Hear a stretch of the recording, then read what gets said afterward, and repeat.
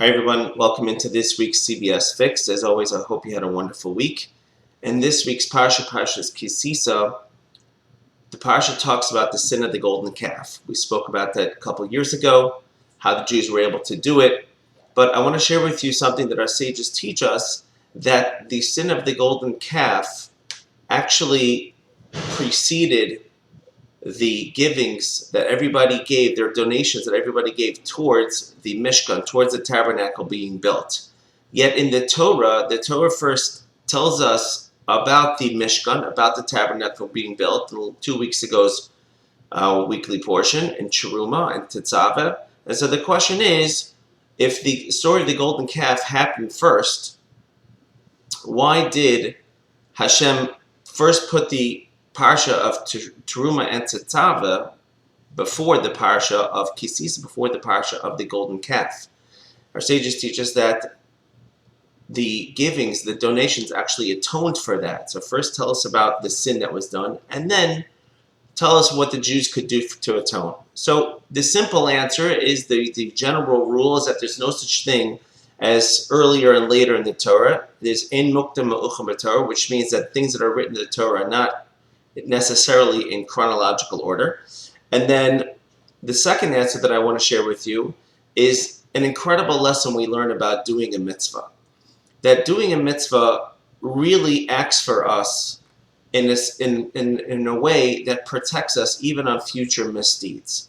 And when we do the mitzvah, that mitzvah is already sitting there as if like an agent ready to go combat a evil decree that was sent against us. My brother reminded me of the story with Rabbi Akiva's daughter, who the astrologers told him that on the day of her wedding, Rabbi Akiva's daughter would die. And the story continues that at her wedding, she was near a wall, and unbeknownst to her, there was a poisonous snake in the wall that was about to bite her, and she happened to have taken off a pin from her dress, and she put it into the wall to hold it there. And afterwards, they realized when she took the pin out that she had actually killed this poisonous snake. So the sages were wondering, what was it that had actually saved her life? And they delved into it, they investigated into what she had done that day, and they discovered that while she was dancing at her own wedding, she had noticed a poor person come in, and that nobody had invited this poor person to come and sit down and to partake of the festive meal. That she went out of her way to make sure that this poor person had what to eat, which is an incredible thing because on your wedding day, of course, you're kind of enwrapped in yourself or your future spouse, but her heart and her mind was always looking towards helping other people. And so we see that the merit of the mitzvah that was done on behalf of a complete stranger is actually what helped alter what was decreed in heaven, and ultimately she was able to continue living.